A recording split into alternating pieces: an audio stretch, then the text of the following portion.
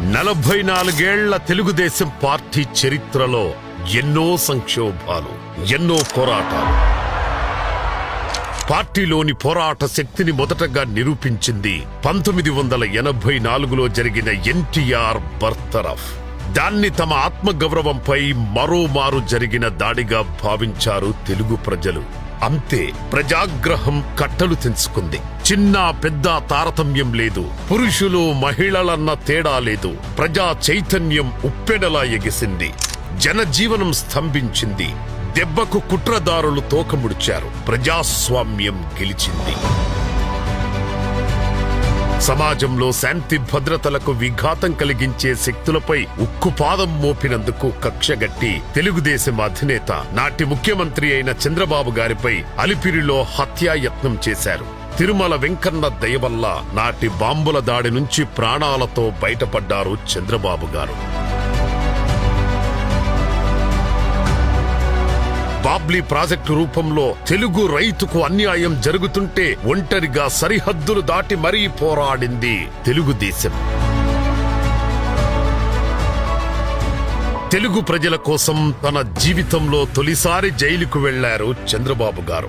ఆ తర్వాత రైతు గిట్టుబాటు ధర కోసం 2010 డిసెంబర్లో 8 రోజులు నిరాహార దీక్ష చేశారు చంద్రబాబు గారు. అలాగే అన్నదాతకు అండగా నిలిచి 2011 డిసెంబర్లో 17 జిల్లాల్లో రైతు పోరుబాట యాత్ర చేశారు. 2012లో నాటి రాష్ట్ర ప్రభుత్వం అస్థిరమై ప్రజా సమస్యలను పట్టించుకోకుండా వదిలేస్తే వస్తున్నా మీకోసం అంటూ పాదయాత్ర చేపట్టి అక్టోబర్ 2, 2012 నుండి ఏప్రిల్ 27, 2013 వరకు 63 సంవత్సరాల వయసులో 208 రోజుల పాటు 2817 కిలోమీటర్ల దూరం నడిచారు చంద్రబాబు గారు.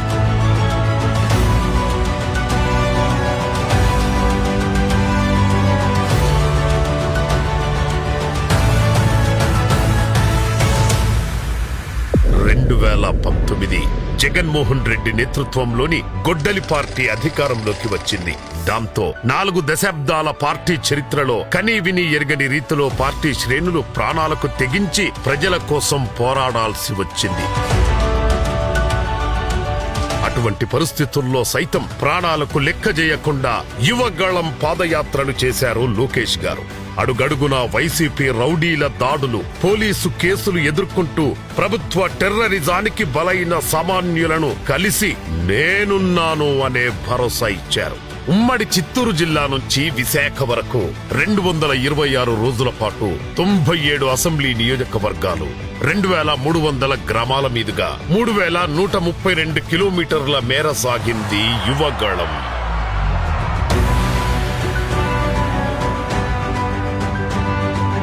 ఈ మధ్యలోనే మరో సంక్షోభమేమిటంటే చంద్రబాబు గారి మీద అక్రమ కేసు పెట్టి జైల్లో పెట్టించాడు జగన్ రెడ్డి.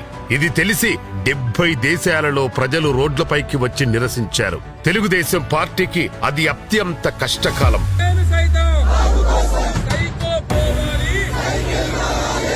అయినప్పటికీ అత్యంత సాహసంతో పోరాడారు తెలుగుదేశం పార్టీ కార్యకర్తలు. చివరికి 2024లో జరిగిన ఎన్నికల్లో చారిత్రాత్మక విజయం సొంతం చేసుకున్నారు. నారా చంద్రబాబు నాయుడు అనే నేను ఆంధ్రప్రదేశ్ రాష్ట్ర ముఖ్యమంత్రిగా ప్రజలందరికీ న్యాయం చేకూరుస్తానని దైవ సాక్షిగా ప్రమాణం చేస్తున్నాను. ప్రతిపక్షంలో ఉన్న, అధికారంలో ఉన్న ప్రజల పక్షమైన తెలుగుదేశం పార్టీకి విశ్రాంతి అనేది లేదు.